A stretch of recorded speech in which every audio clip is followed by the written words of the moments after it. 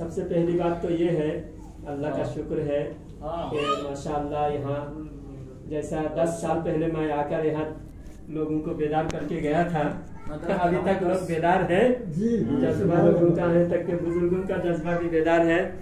जवान तो जवान है माशाअल्लाह, और माशाअल्लाह बहुत सारे नौजवानों के चेहरे पर दाढ़ी भी आ गई माशाअल्लाह। क्या इस गांव में बहुत माशाअल्लाह अच्छी बात है कि उलमा इकराम की बहुत आप लोग इज्जत करते हैं, कदर करते हैं, और उलमा इकराम से आप लोग कुछ लेने की कोशिश करते हैं माशाअल्लाह। दुनियादार ये लोग सोचते हैं, दुनियादार लोग, कि हम आलिम को नजर न्याज नजराना दे रहे हैं, आलिम को हम खिदमत कर रहे हैं, हम उलमा को हम दे रहे हैं। लेकिन जो उलमा का मुहिब्बीन है, उलमा से सच्ची मोहब्बत करते हैं, वो ये सोचते हैं कि हम जो मौलाना की खिदमत में पेश करते हैं, कुछ नजराना तनख्वाह के अलावा अलग से भी कोई ना कोई हर महीना कुछ देते हैं। हमको तो माशाअल्लाह बहुत लोग देते हैं। अब ये मौलाना माशाअल्लाह और ज्यादा अच्छा खिदमत कर रहे हैं, तो आप लोग ज्यादा से ज्यादा उलमा इकराम की खिदमत करते रहे। और आप जो अभी लेने के लिए आए हैं यहाँ, क्या लेने के लिए आए हैं? इल्म, ईमानी जज्बा। तो आप अगर किसी मौलाना को 500-1000 रुपया देते हैं तो फानी है, दुनिया में फना होने वाली है। कुल्लु मन अलैहा फान, दुनिया के हर चीज फना होने वाली है। और जो इल्म लुदुनी है, कुरान और हदीस का उलूम है, आप जो अभी हासिल करने के लिए आए हैं, ये बाकी रहने वाली है। ये इल्म सिफात इलाहिया है। इल्म क्या है? अल्लाह की एक सिफात का नाम है, और अल्लाह की सिफात बाकी रहने वाली है। और इल्म की इतनी फजीलत है, आज जो आप बैठे हैं, थोड़ी देर बैठे हैं, थोड़ी देर आप बैठे हैं, आधा घंटा, आज अब नया आपके मेहमान एक आपके सामने आए हैं, 10-15 मिनट और ज्यादा लग जाए, तो थोड़ी देर आप बैठे हैं, आधा घंटा 1 घंटा, इस बैठने का कितना सवाब है मालूम? अब एक चैप्टर, एक हदीस सीखे, आपने सुन लिया, आप गौर से अगर सुने हैं, पूरी हदीस आप समझ गए, तो आपको 1000 रकात नमाज पढ़ने का सवाब। कितना? एक बाब हदीस का या मसले मसाइल का एक बाब सीखना, एक चैप्टर सीखना, कितने नफिल पढ़ना? अब ईशा पढ़कर 2 रकात नफिल पढ़ने में अक्सर लोगों को बेचैनी शुरू हो जाती है। हाँ, पढ़ना चाहिए। बहुत सारे लोग, मैं बदगुमानी नहीं करता, घर में आकर पढ़ते होंगे। फर्ज नमाज के बाद बहुत से लोग तो जुम्मा में भी जाते हैं, फर्ज पढ़कर भागते हैं। मैं ये नसीहत आपको आज इसलिए कर रहा हूँ, जुम्मा में बोलने का कभी मौका मिलता नहीं, और कभी मौलाना मौका देते तो अलग कोई तकरीर मैं करता हूँ। तो आज आपको खुसूसी तौर पर इस बात से आगाह करता हूँ, सुन्नत पाबंदी से पढ़ना है, और सुन्नत के बाद नफिल भी पढ़ना है। नफिल पढ़ने से क्या फायदा होगा?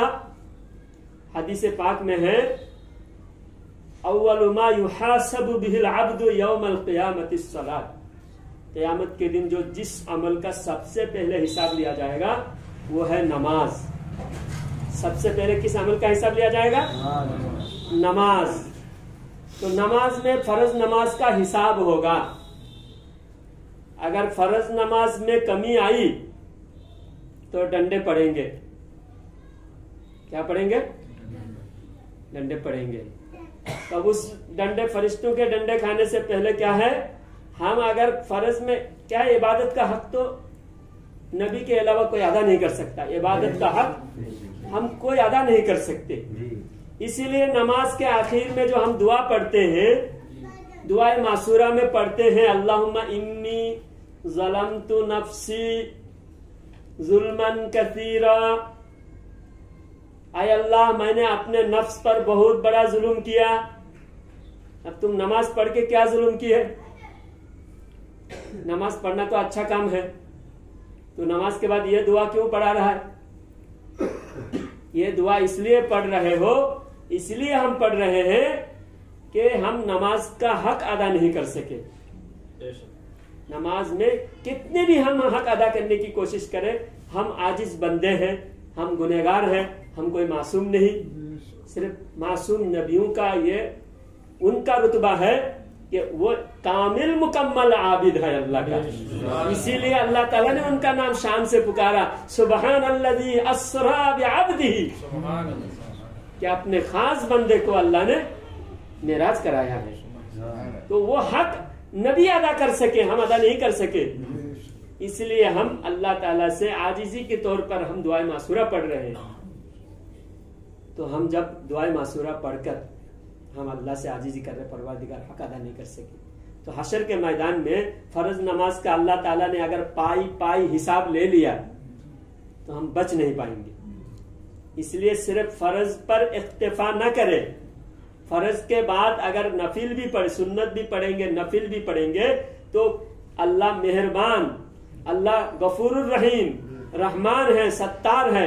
परवरदिगार नफिल को फर्ज के बराबर तोल कर फर्ज की कमी को नफिल से पूरा कर देगा। ये फायदा है नफिल पढ़ने की। लेकिन उलमा इकराम मसाइल बताते हैं कि जिनकी जिंदगी में बालिग होने के बाद नमाज़ें कज़ा हो चुकी है, छूट गई, किसी का 2 साल का, किसी का 5 साल का, किसी के नमाज रोजाना अभी भी छूट रहे, तो पहले आज इस जलसे में, आज के इस दर्स में आप वादा करें और नियत करें, अल्लाह से वादा करें, अल्लाह के पास नियत करें, सच्ची नियत करें कि आज के बाद इंशाअल्लाह हम नमाज की पाबंदी करेंगे। और जो नमाजें छूट गई, हर नमाज में जाकर एक नमाज का कज़ा पढ़ेंगे। जैसे आपकी 10 साल की नमाज छूटी है, अब बाकी जिंदगी जितना भी है, आप जोहर पढ़ने जाएंगे, पहले 4 रकात पुराने नमाज के कज़ा पढ़ेंगे। कज़ा सिर्फ फर्ज और वाजिब का है, सुन्नत का नहीं। जोहर के 4 रकात कज़ा नमाज पढ़ेंगे। नफिल के बजाय कज़ा पढ़ना ज्यादा बेहतर है, क्योंकि वो आपके जिम्मेदारी, अल्लाह का कर्ज है आपके ऊपर, वो अदा करना है। तो अगर उसके साथ साथ 2-4 रकात नफिल हर नमाज में, नमाज के बाद नफिल पढ़ना चाहिए। नफिल पढ़ने की एक हदीस मुझे याद आई। मदीना शरीफ के पास एक बाजार है, बतहा, बाजार है बतहा। बाजार का नाम क्या है? बाजार है बतहा। सहाबा किराम के जमाने में वो बाजार थी, आज पता नहीं वहां क्या, कौन सा बाजार और क्या क्या बाजार है। तो बाजार है बतहा में एक सहाबी, अल्लाह के नबी की सहाबी, बाजार बतहा में सुबह सुबह पहुंचे। पहुंचते ही, उस दौर का तो ऐसा दस्तूर नहीं था कि बाजार बाकायदा दुकान ऐसे खुली हुई हो, हर माल, हर आइटम हर दिन मिलता हो, ऐसा नहीं मिलता था। तो कोई सफर का काफिला, बिजनेस का बहुत सामान लदे हुए, ऊंटों पर लदे हुए बाजार पे आके हाजिर हुआ। ये सहाबी वहां पहुंचे, पहुंचते ही देखे काफिला, मुल्क के शाम से काफिला आया हुआ है, और काफिला में हर सामान जो बाजार में नहीं है वो नया सामान मौजूद है। तो जो काफिला में जितने सामान थे, अपने जेब में पैसा, वो सहाबी के जेब में पैसा था, सारा सामान खरीद ली। फिर दूसरे जो व्यापारी आए, उनके पास फिर बेचे। यानी सुबह सुबह जब पहुंचे फजर पढ़ के बाजार में, तो पहुंचते ही उधर से काफिला आ गया। तो काफिला का सारा सामान होलसेल में ले लिया। अब जितने भी ग्राहक थे, दुकानदार थे, सब बाद में आए, आकर बोले हमको तो सामान चाहिए, हमारे दुकान में सामान जरूरत है। तो बोले मुझसे खरीद लो। फिर उसी वक्त सारा सामान खरीदे भी, फिर सारा सामान थोड़ी देर में बेचे, डबल से भी ज्यादा नफा हुआ। 3000 औकिया चांदी, यानी चांदी का 3000 सिक्का नफा हुआ उनको सुबह सुबह। और वो सहाबी आजकल क्या है, कोई मौलाना भी पूछे भाई कितना कमाया तो बताने के लिए कोई तैयार नहीं। कहीं मौलाना को कोई हदिया नजराना देना पड़ जाए, कहीं मदरसा का चंदा ना मांग ले। लेकिन सहाबी का दिल खुले हुए थे, दिल उनका खुला था, वो सखी थे। और माल के वक़ात नबी के सामने क्या है? सारे सहाबा तो ये कहते थे फिदा का अबी व उम्मी या रसूल अल्लाह, या रसूल अल्लाह मेरे माँ बाप भी आप पर कुर्बान हो। तो फौरन खुश होकर अल्लाह के नबी के पास आकर बहुत खुशी का इजहार फरमाया, या रसूल अल्लाह आज मैंने बहुत कमाया, बहुत कमाया, आज थोड़ी देर में बहुत ज्यादा माल कमाया। तो अल्लाह के नबी सल्लल्लाहु अलैहि वसल्लम ने पूछा क्या कमाए हो? बोले या रसूल अल्लाह आज मैं सुबह सुबह बाजार में गया, थोड़ी ही देर में 1-2 घंटे के अंदर मैंने 3000 अशरफिया, मैं 3000 अशरफी 1-2 घंटे में कमा लिया। तो अल्लाह के नबी सल्लल्लाहु अलैहि वसल्लम ने फरमाया इससे भी ज्यादा नफा की बात तुमको बताऊं, इससे भी ज्यादा नफा है। तुमने आज सुबह सुबह 1-2 घंटे में जितना कमाया, इससे भी ज्यादा नफा की काम मैं बता देता हूं। तो वो सहाबी ने पूछा या रसूल अल्लाह जरूर बताइए, आप जो बताएंगे मैं उस पर अमल करूंगा। तो अल्लाह के नबी सल्लल्लाहु अलैहि वसल्लम ने फरमाया इससे भी ज्यादा नफा होगा, इससे भी ज्यादा नफा की बात यह है फर्ज नमाज के बाद 2 रकात नफिल पढ़ो। इतनी नफा की चीज है। तो फर्ज नमाज के बाद नफिल पढ़ना बहुत ज्यादा फजीलत की बात है। उसके अलावा तहज्जुद की नमाज है, नफिल इशराक है, चाश्त है, सलातुल हाजात है, क़ज़ाए उम्री है, बहुत सारे नमाजें हैं। तो नमाज अल्लाह ताला को राजी करने वाले अमाल है, नमाज जन्नत के अमल है, नमाज मोमिन का मेराज है, नमाज हर बीमारी का इलाज है। इसलिए आज जो हम परेशान हाल हैं, इन तमाम परेशानियों का इलाज क्या है? नमाज। बहुत सारे लोग, मैं आता हूँ ना, मेरे पास सीक्रेट में मिलते हैं, हजरत मेरे कारोबार में बरकत नहीं है, दुआ कीजिए, मैं बहुत परेशान हूँ, मैं बहुत कर्जदार हो गया हूँ, मैं नजर लग गई घर में, कोई पैसा हाथ पे रुकता नहीं, आप कोई ताबीज दे दो। तो कोई भी दुनिया का बड़े से बड़े मौलाना ताबीज दे देंगे, उससे बड़ा ताबीज मैं आज बता रहा हूं। आप अगर पाक साफ रहेंगे, नमाज पढ़ेंगे, हमेशा पाक रहेंगे,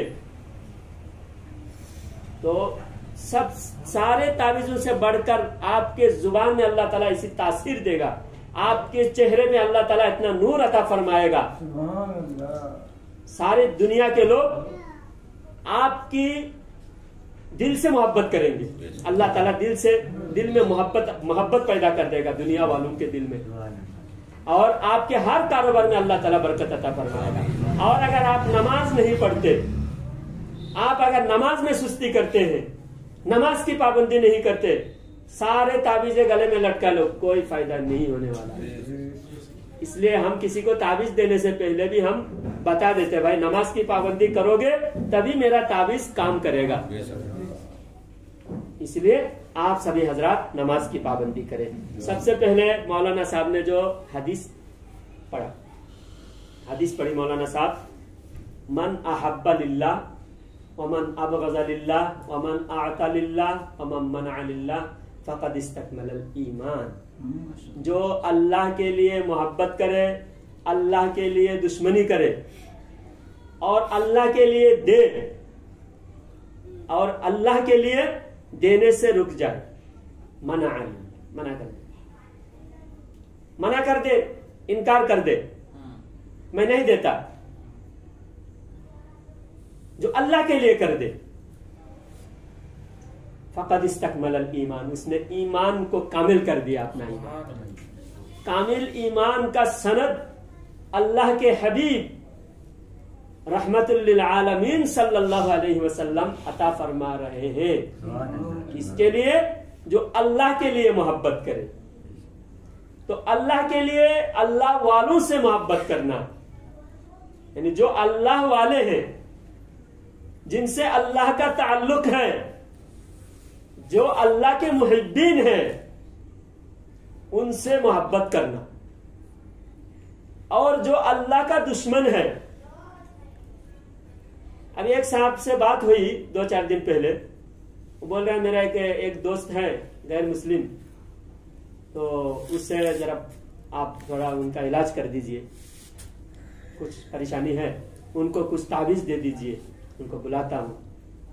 तो मैंने उनको कहा कि पहले इस बात का आपने ये बात का आप इस्लाह कर लीजिए।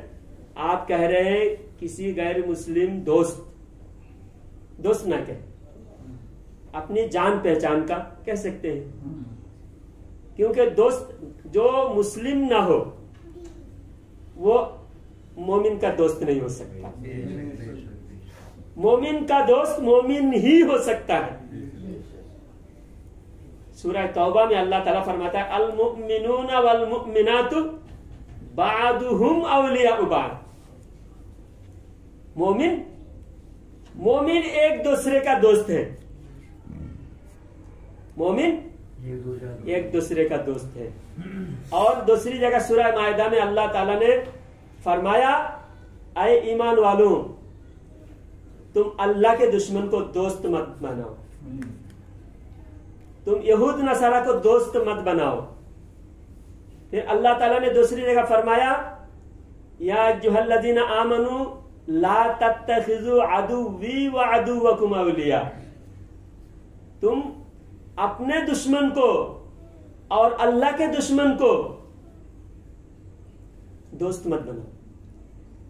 तो किसी बोलने में अगर ऐसे लफ्ज अगर इंसान बोल देता है बेइख्तियारी, तो अल्लाह ताला माफ करेगा, लेकिन जानबूझ के ऐसे अल्फाज इंसान बोलता है तो उसकी ईमान में खराबी आती है, क्योंकि ईमान वाला बहुत ज्यादा एहतियात करता है। अभी मौलाना साहब ने बताया कि कांटे के झाड़ के बीच में से जब गुजरोगे तो कैसा ऐसा शान शौकत से गुजरना होगा कि इंसान सुकड़ कर और दामन बचाते हुए गुजरेगा, कहीं अपने दामन कांटे में न लग जाए।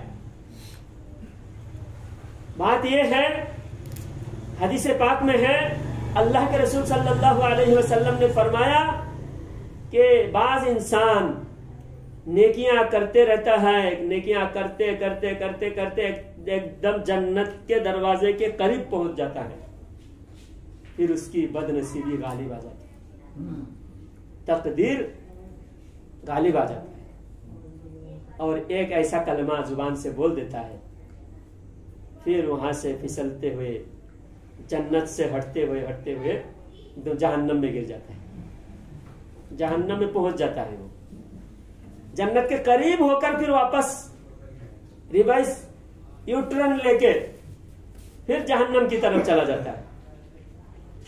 और एक इंसान गुनाह करते करते एकदम जहन्नम के करीब हो जाता है, फिर कोई नेकी उससे ऐसा हो जाता है, अल्लाह ताला उससे मोहब्बत, अल्लाह की मोहब्बत और अल्लाह ताला उससे मोहब्बत करने लगता है और उसकी तकदीर गालिब आ जाता है उस पर, फिर वो वहां से आहिस्ता आहिस्ता आहिस्ता आहिस्ता जन्नत में पहुंच जाता है। इसलिए उकूबत का अंजाम का फाइनल रिजल्ट किसका? अंजाम का, यानी आखिर में क्या होने वाला, इसलिए हम डरते रहना चाहिए। तो ईमान जो अल्लाह के लिए देता है, अल्लाह के लिए देने से रुक जाता है, अल्लाह के लिए मोहब्बत करता है और अल्लाह के लिए दुश्मनी भी करता है। लोग कहते हैं दुश्मनी की बात कर रहे हैं, ये सुन्नी मौलाना जो है लड़ने की बात कर रहे हैं, लड़ाने की बात कर रहे हैं। अरे सुन्नी मौलाना नहीं कर रहा है, सिर्फ शुरू से देख कर आओ। जब हजरत अबू बकर सिद्दीक रदी अल्लाह ताला अन्हु खलीफा हुए, सरकार मदीना सल्लल्लाहु अलैहि वसल्लम के वफात के बाद हजरत अबू बकर खलीफा हुए, एक गिरोह पैदा हो गया जिन्होंने कहा कि हम ज़कात नहीं देंगे। और ज़कात नहीं देने वाले के उन जो नहीं देने वाले गिरोह था वो भी दलील देते थे। अब आजकल कहते हैं ना भाई वो जाकिर नायक को कुरान से दलील दे रहा है, हदीस से दलील दे रहा है। सिर्फ दलील ही मत देखो, दलील देने वालों को भी जरा देखो। एक तरफ हजरत अबू बकर, सारे सहाबा जकात देने, सारे मुसलमान जकात देते हैं। जो जकात देने वाले हैं, जो साहिब निसाब है, उन पर जकात फर्ज है। इस्लाम का एक अरकान है, इस्लाम का एक पिल्लर है जकात। हजरत अबू बकर सिद्दीक रज़ी अल्लाह तआला अन्हु के जमाने में एक फिरका पैदा हो गया, एक गिरोह पैदा हो गया कि हम जकात नहीं देंगे। आज हम होते चलो यार छोड़ दो ना, नमाज भी पढ़ रहा है, जकात भी, रोजा भी रख रहा है, नमाज भी पढ़ रहा है, कुरान भी पढ़ रहा है, सब कुछ मान रहा है, सिर्फ जकात ही नहीं तो इनकार कर रहा है। एक चीज कंप्रोमाइज कर लेंगे। तो उसी दौर में अगर कंप्रोमाइज शुरू हो जाता, आज हमारे पास कुछ भी नहीं बचता। इसलिए सख्ती से निपटना जरूरी था। हजरत अबू बकर सिद्दीक रज़ी अल्लाह तआला अन्हु ने फरमाया, मैं दुनिया में जिंदा रहूं, अबू बकर के जिस्म में अगर एक कतरा जब तक खून बाकी है, कोई भी दीन से बगावत नहीं करने दूंगा, किसी को भी, किसी की मजाल नहीं है, सख्ती से निपटूंगा। यहां तक के नबी के जमाने में अगर जकात ऊंट के साथ ऊंट का रस्सी देता था जकात में, तो आज मैं रस्सी भी नहीं छोड़ूंगा। जो जकात का इनकार करने वाले थे, उन लोगों के पास भी दलील था। आज जैसा जाकिर नायक के पास दलील है, तारिक जमील के पास दलील है हमारे खिलाफ, वैसा दलील उनके पास भी था। अभी हम दलील का पोस्टमार्टम करते हैं। सुनो, वो कुरान की आयत से दलील देते थे, जकात देने वालों के, जकात नहीं देने वाले भी दलील देते थे। क्या बोलकर? कुरान में अल्लाह फरमाता है, खुज़ मिन अमवालिहिम सदक़तन तुतहिरुहुम व तुज़क्कीहिम बिहा। अल्लाह ताला ने नबी से फरमाया। अल्लाह ताला ने किससे फरमाया? खुज़ मिन अमवालिहिम, नबी से अल्लाह ताला ने फरमाया, खलीफा से नहीं। इसलिए नबी जब तक थे, नबी माल को पाक कर देते थे। सदाकतन तुतहिरुहुम, नबी लेकर उनके माल को पाक कर देना था। इसलिए वो लोग दलील दे रहे हैं कि नबी के जमाने में ही हम जकात देते थे, क्योंकि नबी को अल्लाह ने हुक्म दिया था, आप लीजिए। खलीफा से अल्लाह ने नहीं फरमाया, इसलिए हम नबी के जमाने में देते थे, खलीफा के जमाने में जकात हम नहीं देंगे। हजरत अबू बकर रज़ी अल्लाह तआला अन्हु ने उनके साथ किताल किया। आज हमारे ऊपर भी इस तरह बोलकर धोखा दिया जाता है कि देखो इस वक्त हमारे मस्जिद पर पाबंदी लगा रहे, हमारे अजान पर पाबंदी लगा रहे, कुर्बानी पर पाबंदी लगा रहे। हम आपस में लड़ने का टाइम नहीं है, अब हम सब एक हो जाओ, हमको बस इस्लाम बचाना है, इस्लाम खतरे में। ये कहते हैं, ये कहने वाले उनके दिल में खुद फिरका परस्ती भरी हुई है, वो खुद अपना फिरका नहीं छोड़ रहा है। अगर तुमको इतना शौक है एक होने का, तो तुम जो अलग फिरका बनाए हो वो छोड़कर एक हो जाओ। हमने तो कहीं नहीं गए, हम अपना फिरका हम अलग नहीं बनाए। हमारे बाप सुन्नी, हमारे दादा सुन्नी, हमारे परदादा सुन्नी, हमारे लक्कड़ दादा सुन्नी, हमारा सिलसिला 1400 साल का है। हम तो बदले नहीं, तुम बदल गए। अब तुम अपना फिरका भी बचाओगे, फिर एक कैसा होगा? तो एक हम उसी वक्त हो सकते हैं जब बातिल फिरके वाले अपने बदअकीदगी गुमराही छोड़कर तौबा करके मुसलमान बन जाए, सच्चा मुसलमान बन जाए। हजरत अबू बकर सिद्दीक रज़ी अल्लाह तआला अन्हु ने कोई कंप्रोमाइज नहीं की उस वक्त, हालांकि मुसलमान बहुत कम थे और चारों तरफ दुश्मनों से घिरे हुए थे। एक तरफ ईसाई थे, रोम थे, फारस थे, कुफ्फारे मक्का जो भागे हुए दूसरी तरफ जाकर मुसलमानों के खिलाफ साजिश कर रहे थे। हर तरह से दुश्मनों से घिरे हुए थे। थोड़े मुसलमान ज़कात का इनकार किया, पहले उनसे किताल करो। हजरत अबू बकर रज़ी अल्लाह तआला ने हमें क्या सबक दिया है? चाहे कितने भी दुश्मन से घिरे हुए, पहले अंदर की दुश्मन से मुकाबला करो। तुम अगर कुरान मानते हो तो ज़कात से इनकार तुम नहीं कर सकते, तुमको पहले ज़कात देना होगा। तो आज हम चारों तरफ दुश्मन से घेरे हुए हैं।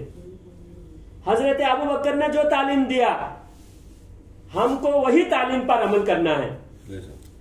हजरत अबू बकर के जमाने में भी ईसाई भी मुसलमानों पर हमला करने पर पूरे तैयारी में थे। रोम का रोम मुसलमानों के, ईसाइयों के सुपर पावर हुकूमत था। इधर फारस बुत परस्तों का हुकूमत बहुत मुसलमानों के खिलाफ हमेशा तैयार होकर खड़े थे। रोम थे, फारस थे, कुफार मक्का और चारों तरफ मुनाफिक दूसरे दुश्मन घेरे हुए थे। लेकिन हजरत अबू बकर रज़ी अल्लाह तआला अन्हु ने खलीफा होने के बाद सबसे पहली लड़ाई किसके साथ किया? ज़कात के इनकार करने वालों के साथ। तो हमें सबक यह मिला कि सबसे पहले अंदर की दुश्मन से मुकाबला करके अगर हम एकजुट होकर अंदर के दुश्मन को पहचान लेंगे, खत्म करेंगे, फिर बाहर के दुश्मन हमें कुछ नहीं बिगाड़ सकता। हमारा इस्लाम 1400 साल से हजरत अबू बकर रज़ी अल्लाह तआला अन्हु हम तक पहुंचाया। अगर हजरत अबू बकर कंप्रोमाइज करते, आज हम तक नहीं पहुंचता पूरा। वो उस दिन ज़कात का इनकार किया, थोड़े दिन पहले दूसरे लोग नमाज का इनकार करते, उससे पहले और कुछ लोग कुरान की कुछ आयतों का इनकार करते। हर चीज से निपटना है। कुरान की जो आयत है सूरह मुम्तहिना आयत नंबर 4, इसमें अल्लाह ताला इरशाद फरमाता है, क़द कानत लकुम उस्वतुन हसनतुन फी इब्राहीम वल्लज़ीना मअह इज़ क़ालू लिक़ौमिहिम इन्ना बुराअउ मिनकुम व मिम्मा तअबुदून मिन दूनिल्लाह कफरना बिकुम व बदा बैनना व बैनकुमुल अदावतु वल बग़दाउ अबदन हत्ता तु'मिनू बिल्लाहि वहदहु इल्ला क़ौल इब्राहीम लिअबीहि लअस्तग़फिरन्न लक वमा अमलिकु लक मिनल्लाहि मिन शै रब्बना अलैका तवक्कलना व इलैका अनबना व इलैकल मसीर। यह 4 नंबर आयत है सूरह मुम्तहिना 28वां पारा। मैं पूरी आयत का तर्जुमा तफसीर मैं नहीं बताऊंगा, एक हिस्सा का बताकर बात खत्म करूंगा। यहाँ पर अल्लाह ताला इरशाद फरमाता है, बेशक तुम्हारे लिए अच्छी पैरवी, तुम्हारे लिए नमूना, मॉडल, तुम्हारे लिए अच्छी पैरवी है, मॉडल है, नमूना है। कौन? हजरत इब्राहिम अलैहिस्सलाम और इब्राहिम अलैहिस्सलाम के साथी। कौन नमूना है हमारे लिए, मॉडल? इब्राहिम अलैहिस्सलाम और इब्राहिम अलैहिस्सलाम के साथी। इब्राहिम अलैहिस्सलाम के ऊपर जो ईमान लाने वाले कुछ थे, कुछ चंद लोग थे, उनके बारे में अल्लाह ताला उनकी तारीफ इरशाद फरमाता है कि तुम्हारे लिए इब्राहिम अलैहिस्सलाम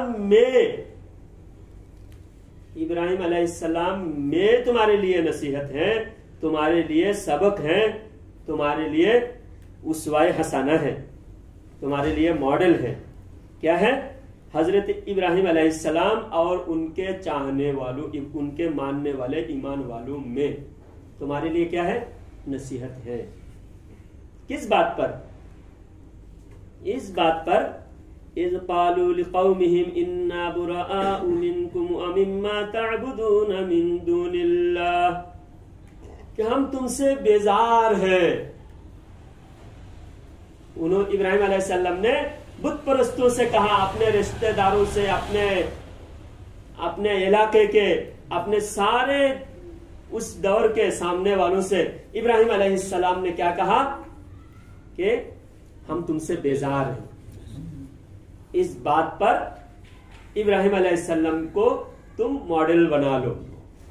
आज हम कहीं जाते हैं, समझो कोई दावत में जा रहे हैं, सारे लोग खड़े होके खा रहे हैं। आज खड़े होके खाने का सब जगह दस्तूर है और हम भी जाके खा रहे हैं। जब हम खा रहे हैं तो जो खड़े होके खाने की आदत, जिनको ये सुन्नत के खिलाफ रिवाज बढ़ा दिया, और रिवाज बढ़ता चला जा रहा है और हम बेजारी का इजहार नहीं कर रहे हैं।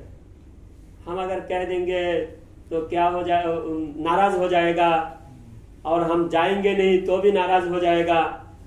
हम हर बात में उनका किसी का भी कितनी भी नाफरमानी करे सबका दिल रखने की कोशिश कर रहे हैं। हम ये नहीं सोच रहे कोई नेक काम हम अगर कर रहे हैं, हमको ये देखना है अल्लाह ताला मुझसे राजी हो रहा है, और अगर कोई बुरे रास्ते पर हम जा रहे हैं तो हम ये सोचना है अल्लाह मुझसे नाराज हो रहा है। हम किसी शादी ब्याह में जा रहे हैं, किसी प्रोग्राम में, फंक्शन में जा रहा है, किसी के घर जा रहे हैं, हमको अल्लाह राजी हो रहा है इसका परवाह नहीं हो रही है।